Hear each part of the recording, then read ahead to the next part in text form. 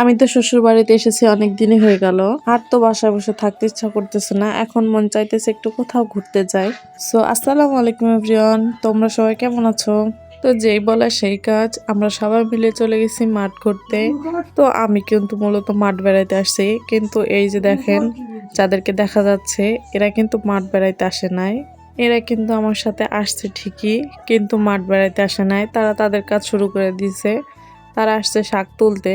তো তারা শাক তুলতেছে আর এদিকে আমি আর আমার মেয়ে ঘুরঘুর করতেছি, আর মাঠের যে সুন্দর একটা ভিউ ওইগুলো আমরা উপভোগ করতেছি। তোমরা দেখো কত সুন্দর আলু ক্ষেত।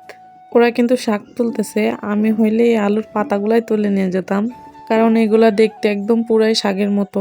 আমি শুনেছি অনেকে নাকি শাকের ভিতরে এই আলু শাক দিয়ে রান্না করে, অনেক মজা লাগে। তো আমার মেয়ে দেখো এই দিয়ে কি করছে, আমার মেয়ে এখন আর ফুপির কাছে যাবে, এর জন্য তারকাটা পার হয়ে ওই পাশে যাবে। তো আমি ওকে মূলত যাইতে দিচ্ছি না, তার জন্য অনেক রাগ। তো এইটা হয়েছে আমার ননদের ছেলের বউ, মানে আমাদের বৌমা। এতটুক বয়সে আমাদের বৌমা হয়ে গেছে। তো আমরা সবাই মিলে এখন আমার ননদের খেতে যাব। ওইখানে ওনাদের সিম গাছ লাগানো আছে, আমরা সেগুলা দেখতে যাব। তো যাওয়ার সময় আমি এত সুন্দর একটা মূল্যবান জিনিস দেখতে পাবো আমি কখনোই ভাবি নাই। এটার নাম আমার এখন মনে পড়তেছে না, কিন্তু অনেক অনেক কার্যকরী একটা জিনিস এটা।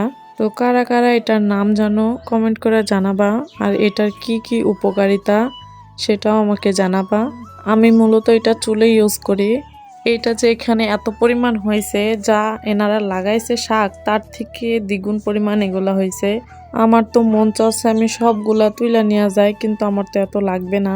তো আমার যতটুক পরিমাণ লাগবে আমি অতটুক নিয়ে নিছি। আমি শুনছি এটা নাকি ঢাকা শহরে অনেক দামি একটা জিনিস, আর আমাদের গ্রামে এটা অহরহ পাওয়া যায় সব জায়গাতে।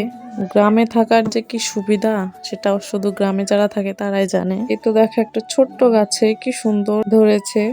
তো আমাদের বৌমা নাকি সবজি খিচুড়ি রান্না করবে, তার জন্য যাবতীয় যে সবজিগুলো লাগে ও উঠাই নিচ্ছিল।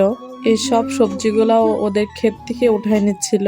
আমার কাছে দেখতে অনেক ভাল লাগতেছিল, আমার মন চাইতেছিল আমিও উঠাই।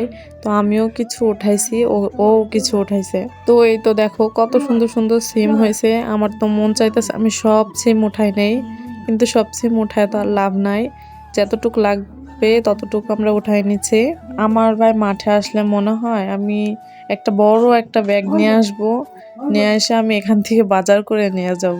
তো এইদিকে আমার বৌমা তাদের আলু ক্ষেত থেকে এখনো ভালো করে আলু লাভে নাই। ও আমাকে বলতেছে মামি আলু দেখবেন কিভাবে আলু হয় আর কি, আমি কোনোদিন সেভাবে দেখি নাই। তো আমাকে উঠায় উঠায় দেখাইতেছিল যে আলু কতটুক হয়েছে।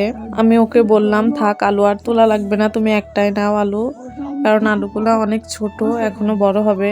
তো ও আবার আলুগুলা মাটিতে আবার ঢেকে দিল। এত সুন্দর সুন্দর ভিউ কি মিস করা যায় বলো তো তোমরা? আমরা তো ঘুরতে ঘুরতে অনেক ক্লান্ত হয়ে গেছি। তো আমি আর আমার মেয়ে এখানে বসছি।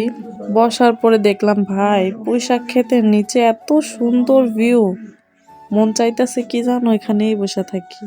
আর কত সুন্দর সুন্দর মরিচ হয়ে আছে গাছে। এত সুন্দর পরিষ্কার এই জায়গা, আমরা ছোটবেলায় এরকম যাই হোক কিছুর নিচে বসে বসে আমরা খেলা করতাম। এটা দেখার পর আমার ছোটবেলার কথা মনে পড়ে গেল। আমরা কিছু ছায়া কিংবা কিছুর নিচে এভাবে বসে বসে আমরা খেলা করতাম।